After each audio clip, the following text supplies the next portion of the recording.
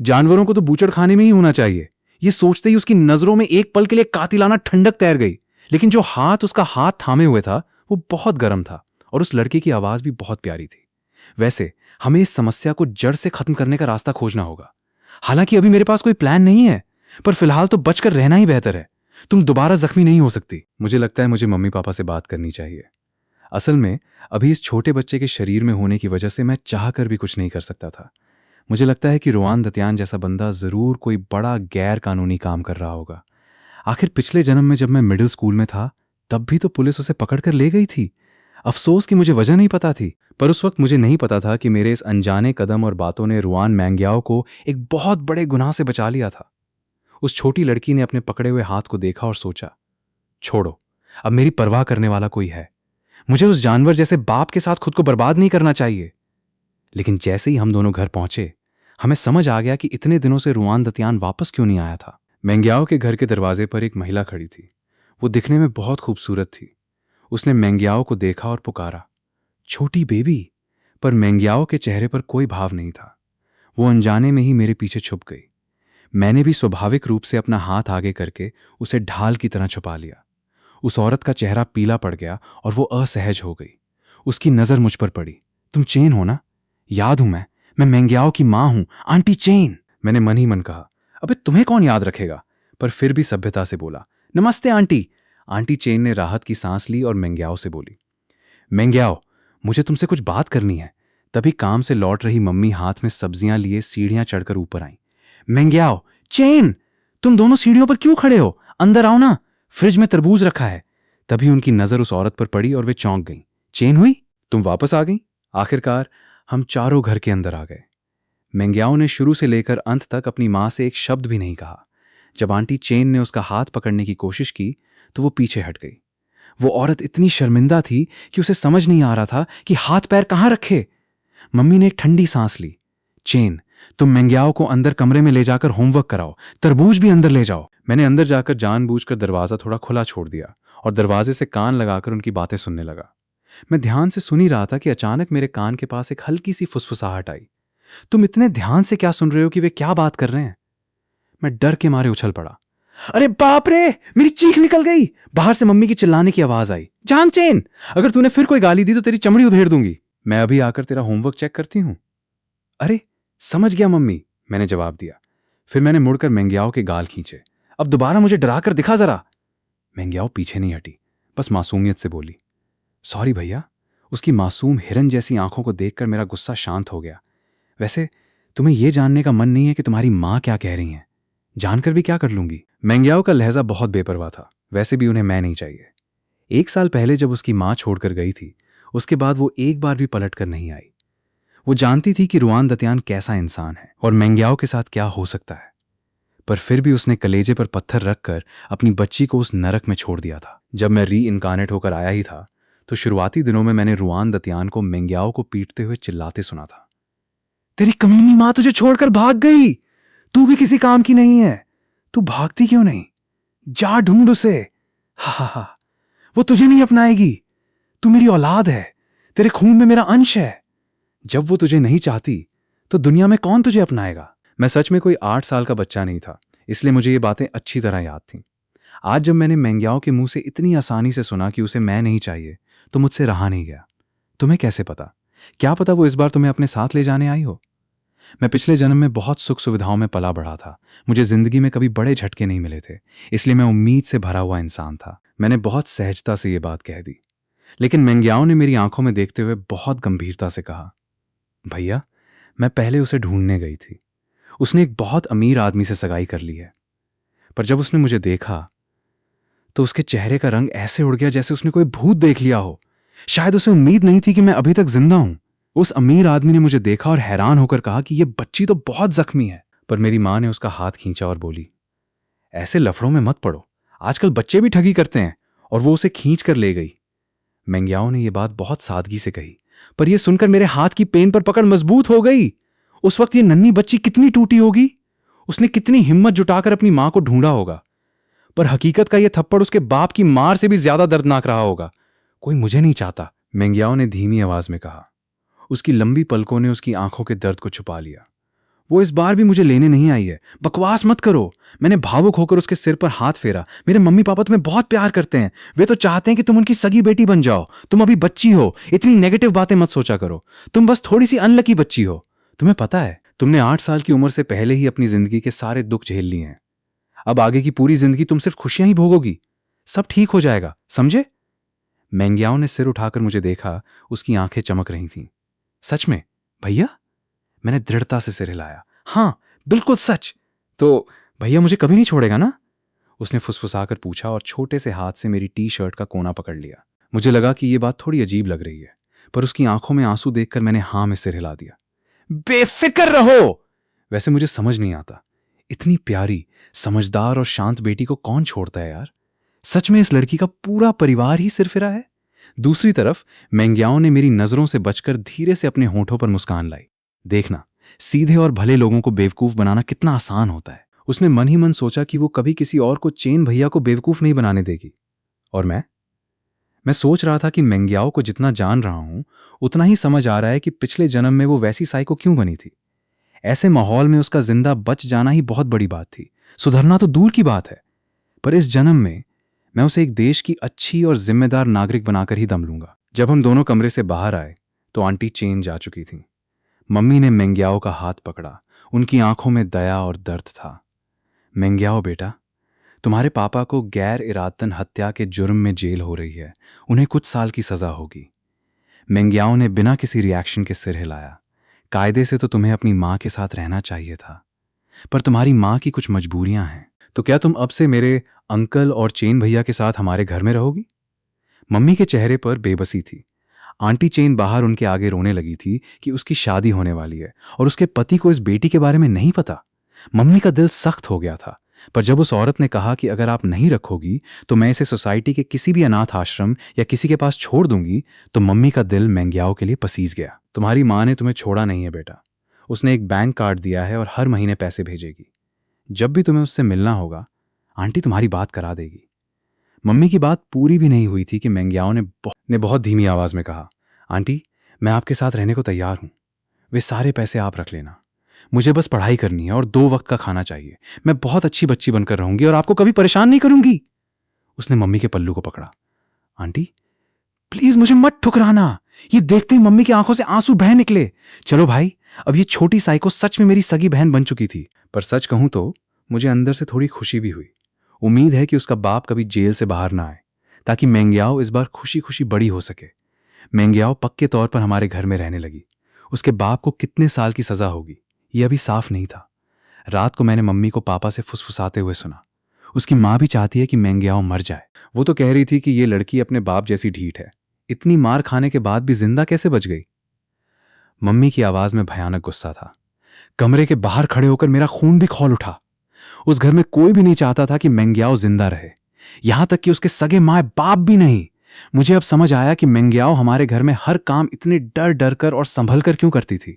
मैं दबे पांव अपने कमरे में वापस आ गया। कमरे में घुसते ही देखा कि जमीन पर बिछे गद्दे पर कोई बैठा हुआ था। मेरे मुंह से गाली निकलते निकलते बची। तभी उस छोटे से साये ने मुड़कर फुसफुसाया, भैया। मैंने राहत की सांस ली और पास जाकर धीरे से पूछा, तुम सोई नहीं? कोई बुरा सपना देखा क्या? मेरी आंख खुली तो देखा आप पास नहीं हो। उसकी आवाज में रोने जैसा भाव था। उसने आदत से मजबूर होकर मेरी नाइट सूट का कोना पकड़ लिया। हल्की रोशनी में मुझे उसकी आंखों में पानी चमकता हुआ दिख रहा था। क्या ये रोते रोते जागी है? मम्मी की सुनी हुई बातें याद करके मुझे उस पर तरस आ गया। मैंने उसका छोटा सा हाथ पकड़ा। जमीन पर क्यों बैठी हो? चलो बेड पर सो जाओ। मैं बस पानी पीने गया था। मेंग्याओ मेरे साथ खड़ी तो हो गई, पर ऊपर बेड पर जाने के बजाय वहीं खड़ी रही। मुझे अकेले डर लगता है। उसकी आवाज कांप रही थी। क्या मैं नीचे जमीन पर बिस्तर लगा लूं? मैं बस आपके पास रहना चाहती हूं। बेड पर आप बहुत दूर हो जाते हो। अंधेरा था, वरना मैं देख पाता कि उसकी आंखों में एक अजीब सी उत्तेजना और चमक थी। दरअसल उसे अभी अभी एक सपना आया था। सपने में उसने अपने शराबी बाप को जान से मार दिया था। जागने के बाद उस खौफनाक खुशी से उसका पूरा शरीर कांप रहा था। पर जैसे ही उसने मेरे कदमों की आहट सुनी, वो तुरंत मासूम बन गई। वो जानती थी कि मेरा दिल बहुत नरम है, खासकर उसकी माँ की हकीकत जानने के बाद। अंधेरे कमरे में हम दोनों चुपचाप खड़े रहे। सिर्फ हमारी सांसों की आवाज आ रही थी। आखिरकार मैंने थोड़ा खिसक कर जगह बनाई। ठीक है, सिर्फ आज रात के लिए ऊपर आ जाओ। मेंग्याओ के चेहरे पर मुस्कान आ गई। वो फुर्ती से ऊपर चढ़ी और कोने में एक छोटी सी जगह पर सिमट कर लेट गई। भैया, मैं सोते समय बिल्कुल नहीं हिलूंगी, मैंने मन ही मन कहा। तुम नहीं हिलोगी, पर मैं तो सोते में हाथ पैर मारता हूं ना। मैं आंखें फाड़े उसके बगल में लेटा रहा, फिर अचानक बोला, चलो मैं तुम्हें एक सोने से पहले की कहानी सुनाता हूं। बताओ भैया। बहुत पुरानी बात है। एक बूढ़ा आदमी था, उसके 12 बेटे थे, जिनके नाम थे समृद्धि, लोकतंत्र, सभ्यता, सौहार्द। भैया, ये तो हमारे देश के सामाजिक मूल्य हैं ना। उसकी सहमी हुई आवाज आई। चुप रहो। मैं थोड़ा चिढ़ गया। 8 साल की उम्र में इसे ये सब कैसे याद है? चलो अब तुम भी इसे एक बार दोहराओ। अब से तुम्हें रोज रात को ये याद करना होगा। ओके। समृद्ध, लोकतंत्र, सभ्यता सुनाते सुनाते मुझे नींद आ गई। आखिर बचपन की उम्र ही ऐसी होती है, सिर तकिए पर रखते ही नींद आ जाती है। जब मैं सो गया तो मेंग्याओ ने धीरे से मेरी तरफ अपना चेहरा घुमाया। अंधेरे में मेरा धुंधला सा चेहरा देखकर उसने एक मीठी मुस्कान दी और मेरे पास खिसक आई। जब मैंने आदत से मजबूर होकर उसे तकिया समझकर गले लगा लिया, तब जाकर उसने सुकून से अपनी आंखें बंद की। उसे 5 साल की उम्र के बाद पहली बार इतना सुरक्षित महसूस हो रहा था। उस दिन के बाद मैंने मेंग्याओ को पूरी तरह से स्वीकार कर लिया और उसे एक अच्छा इंसान बनाने का संकल्प लिया। आखिर अभी तो वो साइको नहीं बनी थी ना। मुझे मरना नहीं था और ना ही मैं मेंग्याओ को बर्बाद होते देखना चाहता था। आखिरकार कोर्ट का फैसला आ गया। उसके बाप को गैर इरादतन हत्या में 7 साल की जेल हुई। इसका मतलब था कि अगले 7 सालों तक मेंग्याओ पूरी तरह सुरक्षित थी। लेकिन कुछ समय बाद मुझे एक नई परेशानी होने लगी। मेरी ये रूममेट रोज रोज रात को बुरे सपने क्यों देखती थी? हफ्ते में 2-3 बार वो बेचारी की तरह मेरे बेड के पास आकर खड़ी हो जाती थी और समाजवादी मूल्य दोहराने लगती थी।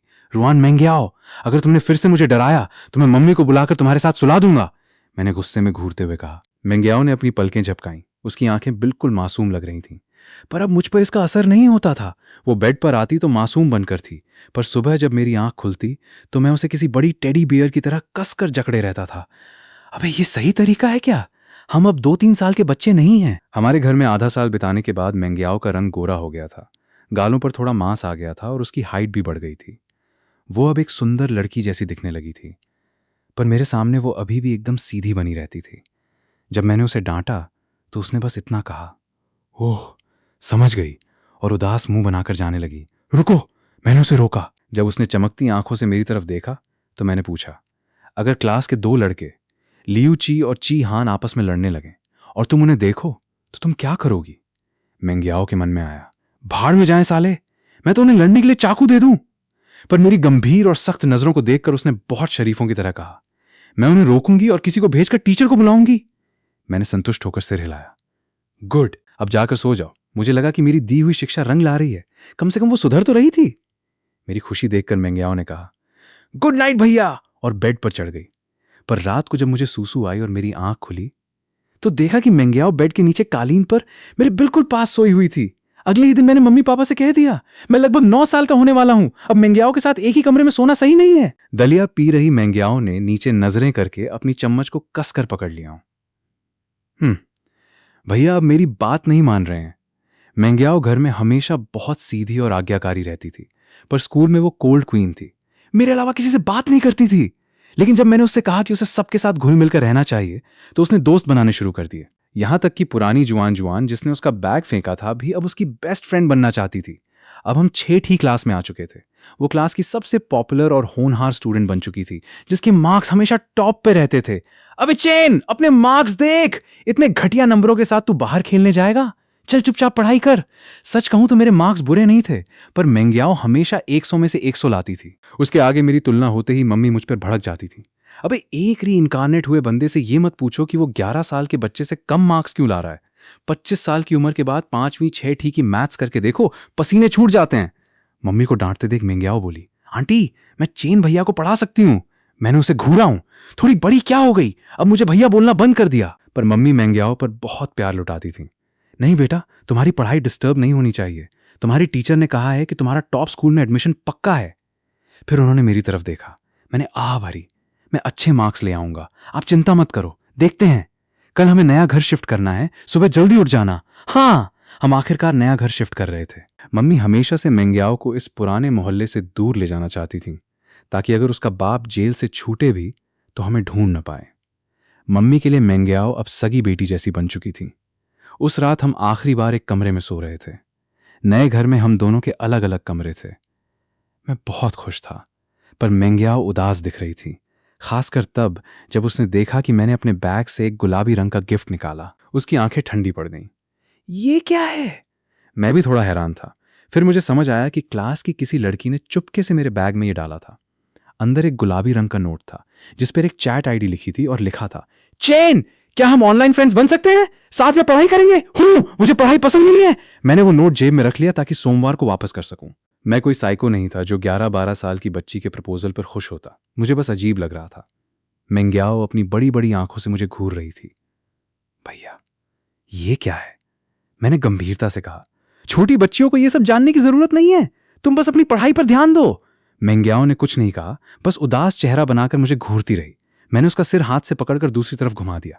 चलो सवाल सॉल्व करो। मेंग्याओ ने अपने होंठ भींचे और धीरे से सिर हिलाया। कोई बात नहीं, मुझे पता है कि यह गिफ्ट किस लड़की का है। चेन सिर्फ मेरा भैया है, कोई भी उसे मुझसे नहीं छीन सकता। उस रात जब मैंने देखा कि मेंग्याओ अपना तकिया हाथ में लिए मेरे बेड के पास खड़ी है तो मैं खामोश हो गया। भैया, मुझे डर लग रहा है, मुझे आपके साथ सोना है, उसने बहुत हक से कहा। मैंने लंबी सांस ली, उठा और उसके बेड पर रखे दर्जनों सॉफ्ट टॉयज की तरफ इशारा किया। तुम्हें किससे डर लग रहा है? क्या ये खिलौने तुम्हें खा जाएंगे? मेंग्याओ ने बहुत मासूमियत से सिर हिलाया। हाँ, मुझे सपना आया कि स्पाइडरमैन ने मुझे काट लिया और मैं मकड़ी बन गई। फिर कैप्टन अमेरिका सारे सुपर हीरो के साथ मुझे मारने दौड़ा। रास्ते में डोरेमोन मिला, पर उसने भी मेरी मदद नहीं की। उसकी बिना पलक झपकाए बनाई हुई ये बकवास कहानी सुनकर मेरे मुंह से निकला, अबे तेरी कुछ भी। तभी दरवाजे से गुजर रहे पापा की आवाज आई। कमीने, फिर गाली दे रहा है, पिटेगा क्या? ना, नहीं पापा, हम सो रहे हैं, मैंने जल्दी से कहा। तभी देखा कि कैप्टन अमेरिका से भागने वाली मैडम पहले ही मेरे बेड पर चढ़कर रजाई में घुस चुकी थी। भले ही मैं नहीं चाहता था, पर वो उतरने को तैयार नहीं थी। मैंने बेबसी में उसकी रजाई खींचकर उसे दी। एक एक रजाई अलग रहेगी, वरना रात को मैं इसकी रजाई छीन लेता और ये ठंड से बीमार पड़ जाती। रात को मेंग्याओ ने बहुत शराफत से अपने समाजवादी मूल्य दोहराए और सो गई। उसके बाद मैंने रोज की तरह उससे सवाल पूछा, अगर तुम्हारे सामने अपने से बहुत ताकतवर दुश्मन आ जाए जो तुमसे लड़ाई करना चाहता हो, तो तुम क्या करोगी? मेम्मो या रुआन मेंग्याओ ने अपनी बड़ी बड़ी आंखें फाड़कर मुझे देखा और बोली, पहले अपनी रक्षा करूंगी, फिर आपके और अंकल आंटी के आने का इंतजार करूंगी। मैंने संतुष्ट होकर हुंकारा भरा, याद रखना, बचपन की तरह किसी के साथ खुद को खत्म करने की बेवकूफी मत करना। याद रखना, मैं और मम्मी पापा तुम्हारा इंतजार कर रहे हैं। तुम्हें चाहने वाले बहुत लोग हैं, ढेर सारे दोस्त हैं और हम सब तुम्हारे साथ हैं। मेरी आवाज धीरे धीरे धीमी होती गई और मैं सो गया। रुआन मेंग्याओ के दिल में जो गुस्सा भरा था कि कोई उसके भाई को उससे छीन लेगा, वो पल भर में गायब हो गया। अभी कुछ देर पहले ही वो सोच रही थी कि उस लड़की को कैसे डराकर भगाया जाए, लेकिन अब वो कुछ भी नहीं करना चाहती थी। वो हमेशा मेरे सामने एक अच्छी और मासूम बच्ची बनकर रहना चाहती थी। अगर उसे ये पसंद था तो रुआन मेंग्याओ ने बहुत धीमी आवाज में फुसफुसाकर कहा, गुड नाइट भैया, और बेफिक्र होकर आंखें बंद कर लीं। अगली सुबह मूवर्स एंड पैकर्स की गाड़ी आ गई। मुझे पता था कि नया घर खरीदने में मम्मी पापा ने अपनी पूरी जिंदगी की जमापूंजी लगा दी थी। तभी ऊपर की मंजिल वाली तथाकथित महान भली औरत आंटी वोंग ताना मारते हुए बोली, अरे स्विंग, इतने सालों में मेंग्याओ को पालकर तो तुमने खूब कमाई कर ली ना, देखो अब तो नया घर भी खरीद लिया। उसकी आवाज में जहर घुला हुआ था। मैं लंबे समय से उसकी ऐसी तानेबाजी सुनता आ रहा था। पता नहीं इन लोगों को कहां से अफवाह मिली थी कि मेंग्याओ की माँ अब बहुत अमीर हो गई है और हर महीने हमें उसे पालने के लिए मोटी रकम भेजती है। उस दौरान जब भी हम स्कूल से लौटते, आंटी वोंग अक्सर सीढ़ियों के पास या पार्क में मेंग्याओ को रोक लेती थी और जबरदस्ती अपने घर खाने पर बुलाती थी। वे असल में मेंग्याओ की कस्टडी देखभाल का हक हथियाना चाहती थी। लेकिन एक दिन मेंग्याओ ने पार्क में सबके सामने बहुत मासूमियत से पर जोरदार आवाज में कह दिया था, लेकिन वोंग आंटी, आपके घर का खाना बासी होता है, उसमें बदबू आती है। उसे तो नीचे का ब्लैकी आवारा कुत्ता भी नहीं खाता। मुझे आपके घर का खाना बिल्कुल पसंद नहीं है। बस फिर क्या था? उस भली औरत का असली चेहरा सबके सामने आ गया। उसके बाद से उसने फैलाना शुरू कर दिया कि मेंग्याओ एक एहसान फरामोश लड़की है और मम्मी बाहर से सीधी दिखती हैं पर अंदर से मेंग्याओ पर अत्याचार करती हैं। आज भी उसने ताना मारा, अरे स्विंग, नया घर तो ले ही लिया है, ये पुराना वाला घर मुझे थोड़े सस्ते में बेच दो ना। मम्मी बहुत शांत स्वभाव की हैं। जब तक बात मुझ पर न आए वे सबके साथ बहुत नरमी से पेश आती हैं। लेकिन उसकी बात सुनकर मम्मी के चेहरे पर एक फीकी सी मुस्कान आ गई। ठीक है वोंग बहन, अभी यहाँ का रेट 6,500 प्रति स्क्वायर फीट चल रहा है। हम पुराने पड़ोसी हैं, इसलिए तुम्हें 6,000 में दे देंगे, लेकिन पेमेंट कैश पूरा नकद होगी। आंटी वोंग का चेहरा फक पड़ गया। अरे स्विंग, तुमने जब ये घर खरीदा था तब तो ये सिर्फ 3,500 का था, तुम तो लूट मचा रही हो। अब नया घर ले ही लिया है तो क्या सारा फायदा तुम अकेले ही उठाओगी? मैंने भी तो मेंग्याओ को कितना खाना खिलाया है। मैंने कभी पैसे मांगे क्या? इंसान कुत्ते को भी रोटी दे तो वो वफादारी दिखाता है। ये सुनकर मम्मी का चेहरा सख्त हो गया। तुम्हारा खाना तो कुत्ता भी नहीं खाता, और पैसों की बात है तो जाकर रुआन, दतियान या मेंग्याओ की मां से मांगो। मम्मी ने पहली बार उस औरत को इतने कड़े शब्दों में जवाब दिया। जरा रास्ता छोड़िए, सामान ले जाने वाले लोगों को डिस्टर्ब मत कीजिए। आंटी वोंग का चेहरा गुस्से से लाल हो गया। उसने हमारे दरवाजे पर थूका और चिल्लाई, किस बात का घमंड है? मेंग्याओ, तुझे क्या लगता है ये लोग तेरा भला चाहते हैं? तेरी मां से मोटे पैसे ऐंठ रहे हैं। संभाल कर रह, कहीं तुझे अपने बेटे की बाल वधू चाइल्ड ब्राइड न बना लें। मुझे इतना गुस्सा आया कि मैंने झाड़ू उठाई और उसे मारने दौड़ा, लेकिन मम्मी ने मेरी हुडी का हुड पकड़कर मुझे रोक लिया। रहने दे, इन लोगों का दिमाग ही सड़ा हुआ है। इसीलिए तो तेरे पापा और मैं तुझे लेकर यहां से दूर जाना चाहते हैं। तभी मम्मी की नजर दरवाजे पर चुपचाप खड़ी मेंग्याओ पर पड़ी। पता नहीं वो कब से ये सब सुन रही थी। मम्मी ने उसके पास जाकर उसके माथे पर आए बालों को प्यार से सहेरा। मेंग्याओ, वांग आंटी की बातों का बुरा मत मानना। तुम बहुत अच्छी बच्ची हो और ढेर सारे प्यार के काबिल हो। वो तो बस अपने दिमाग का कचरा निकाल रही थी। मैंने भी बीच में जोड़ दिया। और वैसे भी आज के जमाने में कोई चाइल्ड ब्राइड नहीं होता। मम्मी ने आंखें मटकाकर मुझे घूरा, मानो कह रही हो, क्या अभी इस बात की बहस करने का वक्त है? फिर मम्मी ने मेंग्याओ को गले लगाया। तुम्हारी पढ़ाई और रहने का सारा हिसाब तुम्हारे अंकल और मैंने अलग रखा हुआ है। अगर तुम देखना चाहो तो कभी भी देख सकती हो। मेंग्याओ ने मम्मी की बात काटते हुए एक प्यारी सी मुस्कान दी। आंटी, मुझे आपकी बात पर पूरा भरोसा है। मैं उसकी बातों पर ध्यान नहीं देती। मैं अब छोटी बच्ची नहीं हूं, मुझे अच्छे बुरे की पहचान है। लेकिन जब मेंग्याओ वो प्यारी सी मुस्कान बिखेर रही थी, मैंने ध्यान दिया कि उसकी लंबी पलकों के पीछे एक गहरी और भयानक नफरत छिपी हुई थी। मेरी छठी इंद्री चिल्ला चिल्ला कर कह रही थी कि कुछ गड़बड़ है, और मेरी आशंका सही साबित हुई। जब मम्मी पापा सामान नीचे गाड़ी में रखवाने गए तो अचानक मेंग्याओ गायब हो गई। मुझे तुरंत कुछ याद आया। मैंने सामने वाले घर के दरवाजे को देखा। धूल पर ताजा उंगलियों के निशान थे। फिर मैंने ऊपर की सीढ़ियों की तरफ देखा। पिछले कुछ सालों में मेंग्याओ बहुत सीधी और समझदार बनी हुई थी, लेकिन अभी उसकी आंखों में झलकती उस ठंडी नफरत ने मुझे 5 साल पहले सीढ़ियों पर खड़ी उस खौफनाक और भयानक लड़की की याद दिला दी। मैं तेजी से ऊपर की तरफ भागा, जहां आंटी वांग का घर था। सीढ़ियों के मोड़ पर मुझे मेंग्याओ खड़ी मिली। उसने उम्मीद नहीं की थी कि मैं ऊपर आ जाऊंगा। उसने घबराकर अपने हाथ में पकड़ी चीज को छुपाने की कोशिश की। आप यहां क्यों आए? मैंने उसकी आंखों में देखते हुए पूछा। तुम्हारे हाथ में क्या है? मेंग्याओ ने होंठ भींच लिए और कुछ नहीं बोली। उसने अपनी मुट्ठी इतनी कसकर भींच ली कि तीखे थम टैक्स चित्र कीलें उसकी हथेली में धंस गए। खून निकलने लगा, लेकिन उसके चेहरे पर दर्द का कोई भाव नहीं था। उसने जबरदस्ती मुस्कुराते हुए कहा, कुछ नहीं है भैया, चलिए नीचे चलते हैं। वो मेरे पास से गुजरने लगी, पर मैंने झटके से उसकी कलाई पकड़ ली। मुझे दिखाओ! मेंग्याओ का हाथ कांपने लगा, पर उसने मुट्ठी नहीं खोली। उसने गिड़गिड़ाते हुए कहा, भैया, मुझसे गलती हो गई। क्या आप मुझसे नाराज हैं?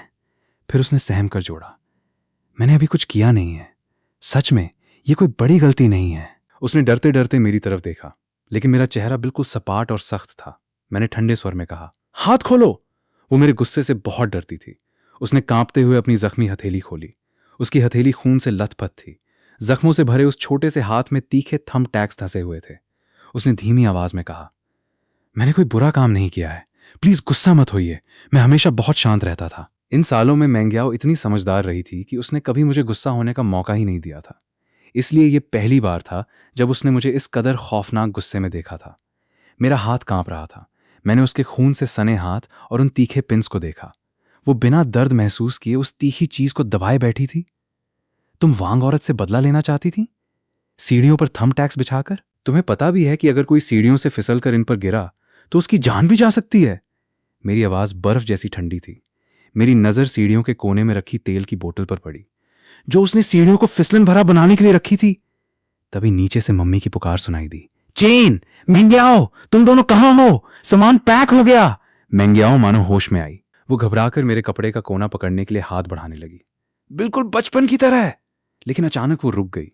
उसके हाथ खून और गंदगी से सने थे, और आज मैंने सफेद रंग की हुडी पहनी हुई थी। और सबसे बढ़कर मैं खुद पीछे हट गया था। मैं सच में बहुत गुस्से में था। मुझे लगा था कि इतने सालों के प्यार और परवरिश से मैं उसके अंदर के राक्षस को बदल चुका हूं। लेकिन आज इन पिन्स और तेल की बोतल को देखकर मुझे एहसास हुआ कि मैं कितना घमंडी और नादान था। रुआन मेंग्याओ कोई आम बच्ची नहीं थी। भैया मुझे माफ कर दीजिए, मुझे बहुत पछतावा हो रहा है, मैं फिर कभी ऐसा नहीं करूंगी। उसकी आवाज डर से कांप रही थी। उसने आंटी और अंकल को गाली दी, आपको भी बुरा भला कहा। मैं बस उसे थोड़ी सी सजा देना चाहती थी। नीचे मम्मी के कदमों की आहट ऊपर की तरफ आ रही थी। मेंग्याओ की आंखें आंसुओं से भर गईं। भैया प्लीज मुझे छोड़कर मत जाइए। अगर आंटी को पता चला तो वे बहुत निराश होंगी। वे सोचेंगी कि मैं एक बुरी लड़की हूं। उसने मम्मी का जिक्र किया, पापा का जिक्र किया, मेरा जिक्र किया, पर अपने बारे में एक शब्द नहीं कहा। उसका यह खौफनाक कदम भी हमारे लिए था, अपने लिए नहीं। मैंने एक गहरी सांस ली और अपना मुंह दूसरी तरफ घुमा लिया। पीछे पीछे आओ, अगर दर्द नहीं हो रहा है तो इस हाथ को छुपा लो ताकि मम्मी को ना दिखे। मैं तेजी से नीचे उतरा और मम्मी को बहाना बनाकर दूसरी तरफ ले गया। मौसम ठंडा हो रहा था, पर मेंग्याओ का पूरा शरीर पसीने से तरबतर था। दर्द की वजह से नहीं, बल्कि इस डर से कि कहीं मैं उसे त्याग न दूं। सच कहूं तो हमारा परिवार इस सोसाइटी के लोगों से बहुत अलग था। मम्मी टीचर थीं और पापा डॉक्टर। दोनों सुलझे हुए इंसान थे। मम्मी को इन जाहिल पड़ोसियों से गपशप करना पसंद नहीं था, इसलिए वे लोग हमारे परिवार से चिढ़ते थे। पहले वे हमें बेवकूफ समझते थे कि हमने एक अनाथ बच्ची को गोद ले लिया, और बाद में जब अफवाह उड़ी कि हमें पैसे मिल रहे हैं तो वे जलने लगे। मेंग्याओ को उस जगह से सख्त नफरत थी। वो हर कीमत पर हमारे परिवार का हिस्सा बनकर वहां से निकलना चाहती थी। अपने जख्मों को साफ करने के बाद वो हमारे साथ नए घर आ गई। नया घर हमारे लिए नया नहीं था, हम पहले भी आ चुके थे। मम्मी पापा ने मुझे कमरे में जाकर पढ़ाई करने को कहा। तभी मैंने देखा कि मेंग्याओ अपना बैग थामे मासूमियत से मुझे देख रही थी। भैया क्या मैं आपके कमरे में बैठकर पढ़ाई कर सकती हूँ? मैंने कोई जवाब नहीं दिया और अपने काम में लगा रहा। मेंग्याओ हिचकिचाते हुए कमरे के अंदर आ गई। जब मैंने उसे बाहर जाने को नहीं कहा तो उसने राहत की सांस ली। इन सालों में वो मेरे मिजाज को अच्छी तरह समझ चुकी थी। उसकी नज़र में मैं दुनिया का सबसे सीधा और आसानी से बेवकूफ़ बनने वाला इंसान था, क्योंकि मम्मी पापा ने मुझे बहुत संभाल कर रखा था और मेरे आसपास हमेशा अच्छे लोग रहे थे। वो मेरी रक्षा करना चाहती थी और मुझे कभी नाराज नहीं करना चाहती थी। भैया मैं वादा करती हूँ आगे से कभी ऐसा नहीं करूंगी। लेकिन जब कोई आपके बारे में बुरा बोलता है तो मैं बर्दाश्त नहीं कर पाती। वो मेज पर सिर टिकाकर बेचारी बनकर मुझे देखने लगी। मैं समझ गया कि वो माफी तो मांग रही है, पर उसे अपने किए पर कोई पछतावा नहीं है। मैंने गंभीरता से कहा, मेंग्याओ अगर तुम्हें जिंदगी में दोबारा वांग औरत जैसे लोग मिले तो क्या तुम हर बार यही खौफनाक रास्ता चुनोगी? मेंग्याओ खामोश रही, फिर धीमी आवाज में बोली, अगर कोई आपके या आंटी अंकल के बारे में बुरा कहेगा तो मैं सह नहीं पाऊंगी। उसकी बात सुनकर मेरा सिर भारी हो गया। मैंने उसकी आंखों में देखते हुए कहा, रुआन मेंग्याओ अपने बचाव के लिए लड़ना गलत नहीं है, लेकिन तुम्हारी पहली गलती यह थी कि तुमने जानते हुए भी कि हाथ में तीखे थंब टैग्स हैं खुद को जख्मी कर लिया। मेंग्याओ हैरान रह गई। उसे लगा था कि उसकी पहली गलती बदला लेने की सोच थी। दूसरी गलती बदला लेने के चक्कर में अंजाम की परवाह न करना। वांग औरत चिड़चिड़ी जरूर है, पर वो कोई महापापी नहीं है कि उसकी जान ले ली जाए। और तीसरी बात, तुमने सबका नाम लिया पर अपना नहीं। जो सबसे ज्यादा सह रही है वो तुम हो। हमेशा खुद को पहली प्राथमिकता दो, अपनी रक्षा करो। मैंने थोड़ा रुक कर जोड़ा, और हां, मुझे कभी नुकसान पहुंचाने की मत सोचना। आखिर पिछले जन्म में उसने मुझे ही निपटा दिया था, तो यह चेतावनी देना जरूरी था। मेंग्याओ अचानक मुस्कुरा दी और सिर हिलाया। मुझे समझ आ गया, मैं हमेशा आपकी रक्षा करूंगी और आपको कभी नुकसान नहीं पहुंचाऊंगी, लेकिन एक शर्त पर। आपको हमेशा सिर्फ मेरा बनकर रहना होगा। मैं उसकी बात सुनकर सोच में पड़ गया। यार, पिछले जन्म में मेरी कोई छोटी बहन नहीं थी, मुझे नहीं पता बच्चों को कैसे संभालते हैं। मैंने उसके सिर पे हल्का सा हाथ मारा। रुआन मेंग्याओ, अगर अगली बार ऐसा कुछ किया तो देखना, झांगचेन। भैया कौन कहेगा? भैया क्या आप जिंदगी भर मेरा ध्यान रखोगे? किसने कहा कि मैं तेरी जिम्मेदारी उठाऊंगा? मैंने चिढ़कर कहा, पर उसकी मुस्कान देखकर मेरा गुस्सा पिघल गया। रात को सोने से पहले मैंने उसके सिर पर चपत लगाई, अगली बार ऐसा किया तो बहुत पिटोगी। और याद रखना, तुम्हें कभी कोई बेघर नहीं करेगा। जब से तुम्हें इस घर में अपनाया है तब से तुम हमारी जिम्मेदारी हो। गुस्सा होने पर भी कोई तुम्हें नहीं निकालेगा। मेरे इन शब्दों ने उसके दिल को एक गहरा सुकून दिया। सर्दियों की छुट्टियों में फाइनल एग्जाम्स में अच्छे मार्क्स लाने की वजह से मुझे स्विमिंग सीखने का मौका मिला। मम्मी मेंग्याओ को भी स्विमिंग भेजना चाहती थी, पर मैंने उसे मार्शल आर्ट संरक्षा क्लास में डलवा दिया। आखिर 6ठी क्लास में उसके बाप ने उसे लगभग अधमरा कर दिया था। उसे खुद की रक्षा करना आना चाहिए था। तुमने ही तो कहा था कि मेरी रक्षा करोगी, तो पहले लड़ना तो सीखो। मेरे इस ताने के बाद वो ना चाहते हुए भी मान गई। हम 12 साल के हो गए थे और मिडिल स्कूल में आ गए थे। हमने शहर के सबसे बेहतरीन स्कूल में एडमिशन लिया। तभी एक दिन मेंग्याओ की मां चेन हुई आई। वो प्रेग्नेंट थी। वो हमारे लिए नए फोन और टैब्स लाई थी। हमारे एडमिशन के तोहफे के रूप में। पर हम दोनों का रिएक्शन एकदम ठंडा था। कमरे में जाने के बाद मैंने मेंग्याओ से पूछा, तुम्हें अजीब नहीं लगा कि तुम्हारी माँ अचानक क्यों आई थी? मेंग्याओ ने बेपरवाही से कहा, और क्या कहने आई होगी? यही कि मैं अब उसकी नई जिंदगी में दखल न दूं। उसके पेट में बच्चा है, शायद वो कुछ पैसे छोड़ जाएगी जो मेरी कॉलेज तक की पढ़ाई के लिए काफी होंगे, और फिर कभी अपना चेहरा नहीं दिखाएगी। उसकी परिपक्वता देखकर मैं हैरान रह गया। बाहर जाकर मैंने देखा कि मेज पर एक बैंक कार्ड रखा था। उसमें 3 लाख युआन, लगभग 35-40 लाख रुपए थे। उसकी माँ ने मम्मी से कह दिया था कि अब से उसका मेंग्याओ से कोई नाता नहीं है। मम्मी उस औरत की खुदगर्जी पर बहुत गुस्सा थी और मेंग्याओ के लिए उनका दिल रो रहा था। मैंने मम्मी से कहा, मम्मी, ये बात मेंग्याओ को मत बताइएगा। हालांकि हम नहीं जानते थे कि मेंग्याओ ने दरवाजे के पीछे से सब सुन लिया था, पर उसने कोई ड्रामा नहीं किया। उसने मन ही मन सोचा, क्या इस बात का फायदा उठाकर आज रात फिर से भैया के कमरे में सोया जा सकता है? बिल्कुल नहीं। मैंने उसे लात मारकर बाहर कर दिया। लड़का लड़की अलग सोते हैं, समझी? मैंने उसे उसके कमरे में धकेला, जहां उसकी बेड पर मेरे दिए हुए दर्जनों सुपर हीरो और डोरेमोन के खिलौने रखे थे। वो बेचारी सा मुंह बनाकर अपने कमरे में चली गई। पर रात 1 बजे जब मैं गहरी नींद में था, वो चुपके से मेरे बेड पर आकर लेट गई और मुझे जकड़कर सो गई। मिडिल स्कूल में मेंग्याओ सबके लिए एक कोल्ड क्वीन थी। वो किसी से बात नहीं करती थी, पर मेरे कहने पर उसने दोस्त बनाने शुरू किए।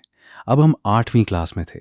मेंग्याओ क्लास की सबसे होनहार और खूबसूरत लड़की बन चुकी थी। पर समस्या ये थी कि मेरे मार्क्स उसके आगे कम पड़ जाते थे और मम्मी मुझे डांटती थी। अबे 25 साल का दिमाग लेकर भी 11-12 साल की मैथ्स में अटके हो। मैं मन ही मन खुद को कोसता।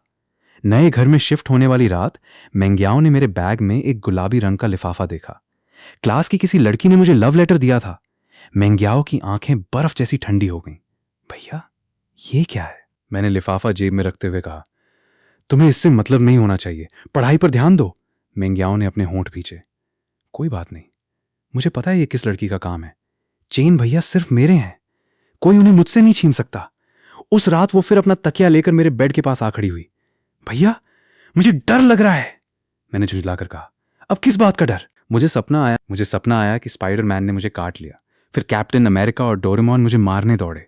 उसकी इस बकवास कहानी पर मेरे मुंह से निकला, अबे तेरी कुछ भी। तभी बाहर से पापा की चिल्लाने की आवाज आई, झांग चेन, फिर गाली दी, पिटेगा क्या? और इससे पहले कि मैं कुछ कहता, मैडम रजाई में घुसकर सो चुकी थी। फिर अगली सुबह स्कूल के बास्केटबॉल कोर्ट पर 9वीं क्लास का एक सीनियर लीजेवेन मेरे सामने खड़ा था। उसने शर्त रखी थी, अगर तू हार गया तो मेंग्याओ को मेरा लव लेटर देगा। उन लड़कों ने गंदे तरीके से खेलना शुरू कर दिया। उन्होंने मुझे कोहनी मारी और चिढ़ाने लगे। तभी मेंग्याओ और उसकी दोस्त वहां पहुंची।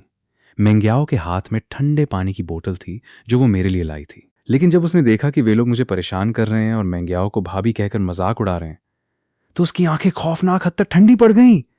मैच का दूसरा हाफ शुरू हुआ। लीजेवेन फिर से मुझसे टकराने आया, पर इस बार मैंने कोई दया नहीं दिखाई। मैंने पूरी ताकत से अपनी कोहनी उसकी पसलियों में दे मारी। लीजेवेन दर्द से कराह उठा। साले, चीटिंग करता है, मैंने ठंडे स्वर में उसकी आंखों में घूरते हुए कहा। चीटिंग तुमने शुरू की थी। खेल नियम से खेलना है तो खेलो, वरना भाड़ में जाओ और पहले आकर माफी मांगो। लीजेवेन और उसके दोस्त अपनी कद काठी और घर की पहुंच के दम पर अक्सर दूसरे लड़कों को धमकाया करते थे। अपनी हार और कोहनी की मार से वो बिलबिला उठा और मुझ पर झपटने ही वाला था कि तभी अचानक साइड से एक बास्केटबॉल तेजी से आई और सीधे लीजेवेन के कंधे पे जा लगी। अबे तेरी। लीजेवेन कंधे पर हाथ रखकर 2 कदम पीछे हट गया।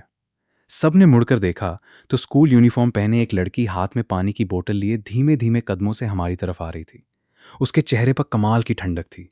कोर्ट पर मौजूद हर लड़के की नजर उसी पर टिक गई थी, पर रुआन मेंग्याओ को किसी से कोई मतलब नहीं था। वो सीधी मेरे पास आई और हाथ में पकड़ी बर्फ की बोतल मेरी तरफ बढ़ा दी। मुझे पसीने से लथपथ देखकर उसने हल्के से माथे पर बल डाला और जेब से टिश्यू पेपर निकालकर मुझे थमा दिया। मैंने सहजता से टिश्यू लिया। तुम यहां कैसे आई? दूसरों के सामने उसका चेहरा जितना बर्फीला रहता था, मेरे सामने आते ही उसकी आवाज उतनी ही नम्र और मीठी हो जाती थी। ये देखने आई थी कि आप अभी तक होमवर्क करने वापस क्यों नहीं आए। लीजेवेन पहले तो गुस्से से लाल पीला हो रहा था, पर जैसे ही उसकी नजर मेंग्याओ पर पड़ी, उसका गुस्सा गायब हो गया। मेंग्याओ को पास से देखकर वो दंग रह गया। वो सच में बहुत खूबसूरत थी, पर जिस प्यार से वो मुझे देख रही थी, वो लीजेवेन को फुटी आंख नहीं सुहाया। लीजेवेन ने अपनी कॉलर ठीक की और रौब झाड़ते हुए बोला, रुआन मेंग्याओ, ये बॉल तुमने मारी थी ना? अपने सीनियर से माफी नहीं मांगोगी? एक काम करो, मेरे साथ एक मूवी देखने चलो, सब माफ कर दूंगा। उसका ये ओवर स्मार्ट अंदाज देखकर मुझे अजीब सी घिन आने लगी। मैंने मेंग्याओ की दी हुई ठंडी बोतल सीधे ली, जिवेन के मुंह के सामने अड़ा दी और बहुत संजीदगी से कहा, भाई सच बताना, आज डिनर में लहसुन और प्याज के पराठे खाए थे क्या? क्या बदबू आ रही है यार, और जरा अपने दांत साफ करो, हरा साग फंसा हुआ है। आसपास खड़े लड़के ठहाके मारकर हंस पड़े। मेंग्याओ ने भी अपनी नाक और मुंह छुपाकर एक मीठी सी मुस्कान दबाई। फिर उसने मेरी टी शर्ट का कोना खींचा। चलिए भैया, वापस चलिए। अगर अब भी होमवर्क नहीं किया तो आज रात फिर आंटी से डांट पड़ेगी। मम्मी के सामने मेरी जो बैंड बजती थी, उसे याद करके मेंग्याओ हमेशा अपनी हंसी नहीं रोक पाती थी। सच कहूं तो मैं भी थोड़ा ढीठ था, डांट खाना मेरी रोज की आदत बन चुकी थी। लड़कों के ठहाके और मेंग्याओ का मुझे पूरी तरह तवज्जो देना ली जिवेन के अहंकार पर करारा थप्पड़ था। वो बौखला गया और मेंग्याओ का हाथ पकड़ने के लिए आगे बढ़ा। मुझे बॉल मारकर ऐसे ही चली जाएगी क्या? पर मैं बहुत शांत खड़ा रहा। कोई मजाक है क्या? मेंग्याओ ने 3 साल तक मार्शल आर्ट्स और सांदा सांदा सीखा था। इससे पहले कि ली जिवेन का हाथ उस तक पहुंचता, मेंग्याओ ने अपनी जेब से एक पेन निकाला और पूरी ताकत से उसकी कलाई पर दे मारा। पटाख की आवाज आई और ली जिवेन दर्द से करा उठा। तभी जो जुआन जुआन क्लास टीचर और पीटी मास्टर को लेकर वहां पहुंच गई। सर देखिए, यही लड़के हमारी क्लास के झांग चेन और मेंग्याओ को तंग कर रहे थे। मेंग्याओ पढ़ाई में हमेशा टॉप करती थी और स्कूल की सबसे होनहार छात्रा थी। इसके अलावा वो हमारी मम्मी, जो उसी स्कूल में टीचर थी, की बेटी जैसी थी। टीचरों की नजर में उसकी छवि बहुत अच्छी थी। दूसरी तरफ ली जिवेन आवारा और गुंडा किस्म का लड़का था। टीचर ने सीधे ली जिवेन को घूरा। ली जिवेन, फिर से गुंडागर्दी, चल मेरे साथ ऑफिस। और वे उसे घसीटते हुए ले गए। झमेला खत्म होने के बाद मैंने मेंग्याओ को देखा, जो चुपचाप नजरें झुकाए खड़ी थी। मैंने मुस्कुराकर कहा, अब तो तुम शिकायत करना भी सीख गई हो, तरक्की हो रही है। मैंने उसके हाथ से वो पेन लिया और रास्ते में डस्टबिन में फेंक दिया। इस पर उस लहसुन प्याज वाले की बदबू लग गई होगी, फेंक दो इसे। लेकिन मेंग्याओ ने मेरे हाथ से पानी की आधी पी हुई बोतल भी छीन ली और उसे भी डस्टबिन में डाल दिया। ये बोतल गंदी हो गई थी, मैं आपके लिए नहीं लेकर आती हूं। और वो तेजी से कैंटीन की तरफ दौड़ गई। जो जुआन जुआन पीछे से चिल्लाती रह गई, पर वो नहीं रुकी। साथ खेल रहे एक लड़के ने आहा भरते हुए कहा, भाई चेन, तेरी बहन कितनी प्यारी और बात मानने वाली है यार। पर पास खड़े चीहान ने मन ही मन हूं किया। जब हम छोटे थे तब मेंग्याओ ने एक बार उसका सिर ईंट से फोड़ दिया था।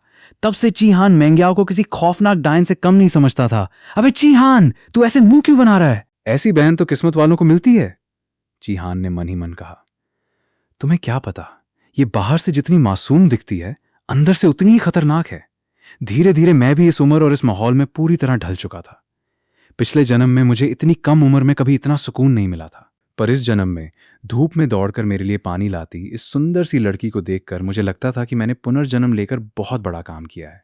मैंने इस बेचारी दुखी लड़की की दुनिया बदल दी थी। मेंग्याओ हांफते हुए नई बोतल लेकर आई।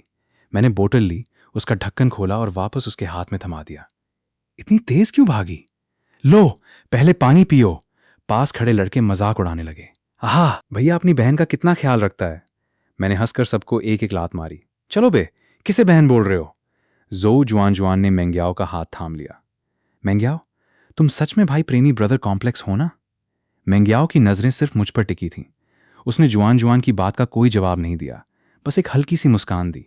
वो ब्रदर कॉम्प्लेक्स नहीं थी, वो तो सिर्फ झांग चेन कॉम्प्लेक्स थी। तभी स्कूल की घंटी बज गई। सारे लड़के चिल्लाते हुए भागने लगे। भागो बे, अगला पीरियड स्विंग आंटी का मम्मी का मैथ्स क्लास है, लेट हुए तो मुर्गा बना देंगी। मैंने भी मेंग्याओ का हाथ पकड़ा। मेंग्याओ, जल्दी भागो, वरना मम्मी आज मेरा जुलूस निकाल देंगी। हम दोनों भागकर क्लास में पहुंच गए। मैं मन ही मन प्लान बना रहा था कि हाई स्कूल खत्म होने के बाद मैं आर्ट्स चित्रकारी की पढ़ाई करूंगा। मैं पिछले जन्म की अपनी आर्टिस्ट वाली जॉब को इस जन्म में भी जारी रखना चाहता था। और सबसे बड़ी बात, मेंग्याओ के शरीर पर बचपन के वो खौफनाक जख्म और निशान थे। पिछले जन्म में उसका पूरा शरीर निशानों से भरा था। इस जन्म में यद्यपि जख्म कम थे, पर फिर भी थे। मैं आर्ट सीखकर उसके लिए ऐसे कपड़े और डिज़ाइन बनाना चाहता था जो उसके जख्मों को छुपा सकें और वो बिना झिझक के सुंदर कपड़े पहन सके। लेकिन मेरी बदकिस्मती देखिए, अभी 2 दिन ही बीते थे कि मेरी नज़रों के सामने वो इंसान आ गया जिसे मैं इस जन्म में कभी नहीं देखना चाहता था। रुआन दत्यान, वो शराबी और खौफनाक बाप जिसे 7 साल की जेल हुई थी, वो 5 साल में ही छूटकर बाहर आ गया था। वो बहुत दुबला, लंबा और बूढ़ा लग रहा था, पर उसकी आंखों में वही पुरानी दरिंदगी और चालाकी चमक रही थी। वो हमारे नए घर की सोसाइटी के गेट पर खड़ा था। गार्ड ने जब उसे टोका तो वो मुड़कर जाने लगा। जाते जाते उसकी कतिलाना नजरें एक पल के लिए मेरी तरफ घूमी। मैंने तुरंत अपना मुंह दूसरी तरफ घुमा लिया ताकि वो मुझे पहचान न सके। मेरा दिल जोर जोर से धड़कने लगा। ये यहाँ कैसे आया? क्या ये मेंग्याओ को ढूंढते हुए यहाँ तक पहुंच गया है? अगर इसे पता चल गया कि मेंग्याओ कहाँ है तो वो बेचारी फिर से तबाही के मुहाने पर खड़ी हो जाएगी। जब वो चला गया तब जाकर मैंने राहत की सांस ली। मेरा दिमाग काम करना बंद कर चुका था। मैं भारी कदमों से घर के अंदर आया। घर में सन्नाटा था। मेंग्याओ के कमरे का दरवाजा बंद था। रसोई में मम्मी खाना बना रही थी। आ गया बेटा, सामान ले आया? जब उन्होंने देखा कि मेरे हाथ खाली हैं तो वे डांटने वाली थीं, पर मेरे चेहरे का उड़ा हुआ रंग देखकर वे घबरा गईं। क्या हुआ चेन, तू इतना डरा हुआ क्यों है? मैंने रसोई का दरवाजा आधा बंद किया और फुसफुसाकर कहा, मम्मी, मैंने अभी बाहर सोसाइटी के गेट पर रुआन दतियान को देखा। मम्मी के हाथ से बर्तन छूटते छूटते बचा। उनका चेहरा पीला पड़ गया। तू तू सच कह रहा है? हाँ मम्मी, मैं उस दरिंदे को कभी नहीं भूल सकता। आप तुरंत पुराने मोहल्ले की किसी आंटी को फोन करके पूछिए कि वो जेल से कब छूटा। मम्मी ने कांपते हाथों से फोन मिलाया। कुछ देर बात करने के बाद जब उन्होंने फोन रखा तो उनकी आंखें खौफ से फटी की फटी रह गईं। वो अच्छे व्यवहार की वजह से 5 साल में ही रिहा हो गया। मम्मी की आवाज कांप रही थी और वो पिछले 4 दिनों से घूम रहा है। शुरुआत में उसे मेंग्याओ से कोई मतलब नहीं था, पर परसों जब वो शराब की दुकान पर गया तो वहां वो चुगलखोर वांग औरत बैठी थी। मम्मी ने ठंडी सांस ली। वांग औरत ने रुआन दतियान के कान भर दिए। उसने कहा कि मेंग्याओ की मां ने हमें लाखों रुपए दिए हैं और हम मेंग्याओ को ऐश करा रहे हैं। आज सुबह रुआन दतियान वांग औरत के घर ही गया था। उसी ने हमारा नया पता उसे दिया है। मेरा खून खौल उठा। वो वांग औरत सच में आस्तीन की सांप थी। मैंने मम्मी का हाथ कसकर पकड़ा। मम्मी, रुआन दतियान कोई इंसान नहीं है। अगर वो यहां तक आ गया है तो वो मेंग्याओ के स्कूल में पहुंच जाएगा। आपको याद है ना, 6ठी क्लास में उसने स्कूल में घुसकर मेंग्याओ के बाल पकड़कर उसे सड़क पर घसीटा था। उस दिन के बाद से मेंग्याओ को सब अछूत समझने लगे थे। मैं दोबारा ऐसा नहीं होने दूंगा। मम्मी रोने जैसी हो गई। तो अब हम क्या करें बेटा? पुलिस भी तब तक कुछ नहीं कर सकती जब तक वो कोई जुर्म ना करे। मैंने अपने दांत भींचे और ठंडे स्वर में कहा, हमें मेंग्याओ की सगी मां चेन हुई को फोन करना होगा। उसने जो 3 लाख रुपए दिए थे उससे बात नहीं बनेगी। अब वही इस दरिंदे रुआन दतियान को सबक सिखाएगी।